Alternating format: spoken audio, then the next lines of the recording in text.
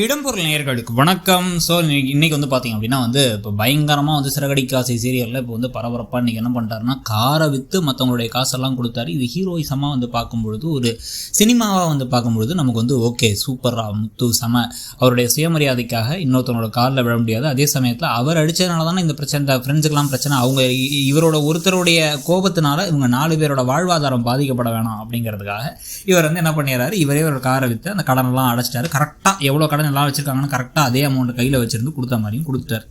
கொடுத்ததுக்கு பிறகு இப்போ கெட்ட பையன் சார் இந்த காலிங்கிற மாதிரி நான் எப்படி இருந்தாலும் பொழைச்சிப்பேன், நீங்கள்லாம் சந்தோஷமாக இருங்க, கவலைப்படாதீங்க அப்படின்னு கிளம்பி டிரைவர் வேலைக்கு ஒரு முற்றுப்புள்ளியை வச்சு கிளம்பி போகிறாரு. காரோடையே வாப்புறம் தான் நான் வேறு ஏதாவது வேலையை பார்த்துக்கிறேங்கிறாரு. என்ன வேலை பார்க்க போகிறாரு அப்படிங்கிற கேள்வி இருக்குது. இதுக்கு நடுவில் தான் பார்த்திங்கன்னா நமக்கு இப்போ ஏன் இது ஒரு மாதிரி நெருடலாக இருக்குது அப்படின்னா, இது சினிமானா இது ஒரு ஹை பாயிண்ட்டாக வச்சு மாசா பிஜிஎம் போட்டு அழகாக இன்னொரு சண்டையை போட்டு சிட்டியும் ஒரு அடித்து உருள்றாங்கிறதோட முடிச்சிடலாம். ஆனால் இது சீரியல். இப்போ அடுத்தவர் என்ன செய்ய போகிறாருங்கிறத காமிச்சு தான் ஆகணும். ஏன்னா சும்மாவே வீட்டில் உட்காந்துருக்க முடியாது, வேறாலும் சும்மா உட்காந்துருக்கவும் முடியாது. ஸோ இப்போ அதில் என்ன பண்ண போகிறாரு, என்னென்ன பிரச்சனைகள் இருக்குது, ஏன்னா ரூமை வேறு கொடுத்தாரு, ரூமும் இல்லை, இப்போ எங்கே இருப்பார், என்ன செய்வார்னு பல கேள்விகள் நமக்கு இருக்குது. இதில் மீனாவை வேற மூஞ்சி தூக்கிட்டே இருக்காங்க. மீனாவால் இன்னமும் அவர் மேலே ஒரு கோபம் ஒரு ஈகோ இருக்குது, அவர் மன்னிப்பு கேட்க மாட்டாருங்கிறது வருத்தமாக இருக்குது அவங்களுக்கு. ஏன்னா அவங்களுக்கு இன்னொரு சைடே தெரியல, சத்யா திருட்டுத்தனம் பண்ணியிருக்காருங்கிறது தெரியாதனால இந்த பக்கம் ஒரு பிரச்சனை ஓடுது. இதுக்கு நடுவில் நாளைக்கு ப்ரோமோன் காமிச்சார் பார்த்தீங்கன்னா மனோஜுக்கு இப்போ ஒரு பணத்தேவை வந்துடுது. இப்போ அவர் இந்த ஹோட்டல்லாம் ஒர்க் பண்ணுறாருன்னு தெரிஞ்சு அந்த மொட்டை ஒருத்தர் இது கொடுத்துருந்தார்ல, இவர் கடன் கொடுத்துருந்தார்ல, அந்த ஃப்ரெண்டு, அந்த பார்க்கில் இருந்த ஃப்ரெண்டு, அவர் நேராக உள்ளரே மனோஜ் கிட்ட, தம்பி மனோஜ் அப்படின்னா ஒரு வாய்ஸ் எல்லாம் மாற்றி பேசுகிறாரு. யோ நீங்கள் தான் இருக்கேன்னு எனக்கு தெரியும், இந்த ஹோட்டலாம் வேலை பார்க்குறேன்னு தெரியும், நீ சந்திரமண்டலத்துக்கே போனாலும் நான் கிளம்பி வந்துடுவேன். இப்போ நீ என்ன பண்ணுற, பணத்தை ஏற்பாடு பண்ணி என்கிட்ட வாங்கின பணத்தை கொடுத்துட்ற, 2 மாதம் சம்பளம் வேணும் 2 மாதம் என்கிட்ட 20,000 வாங்கிட்டு போனால அந்த காசை இப்போ கொடுக்குற அப்படின்னு கேட்க போகிறார். இப்போ பணம் தேவை இருக்குது. ஆனால் இந்த பக்கம் இப்போ யார்கிட்ட கேட்க முடியும், அவருக்கு தெரிஞ்ச ஒரே பணக்காரங்க ரோஹிணி தான். இல்லை வீட்டிலேருந்து பணத்தை தூக்கணும், வீட்டில் ஏற்கனவே காசு இல்லை, பத்திரத்தை வச்சு தான் கார் வாங்கி கொடுத்தாங்க, காரை தம்பி வித்துட்டாரு, பத்திரத்தையும் வைக்க முடியாது, தன்னோட மனைவியே பல இடங்களில் கடன் வாங்கியிருக்காங்கிறது இவருக்கு தெரியாது. இவர் கொஞ்சம் பணம் வேணும் அப்படிங்கிறத இங்கே அட்வான்ஸும் கேட்க முடியாது, இங்கேயும் சம்பளம் எவ்வளோ இருப்பதுன்னு தெரில.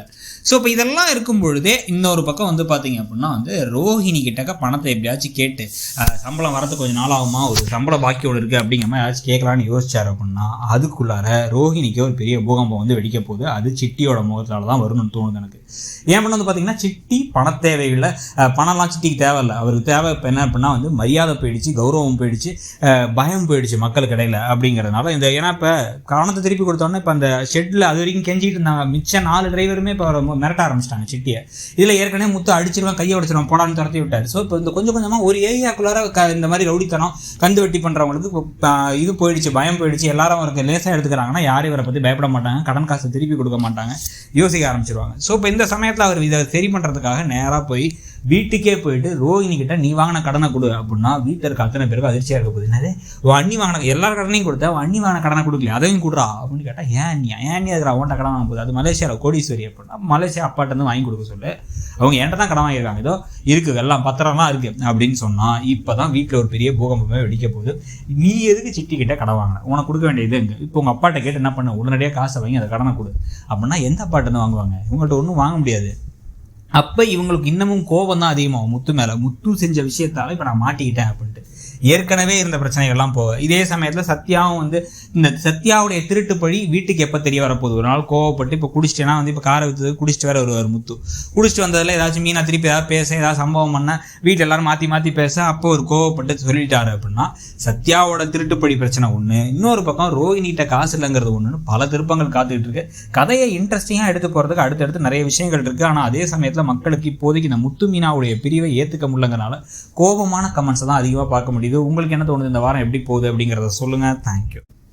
இடம்பொருள் நேயர்களுக்கு வணக்கம். ஸோ இன்னைக்கு பார்த்தீங்க அப்படின்னா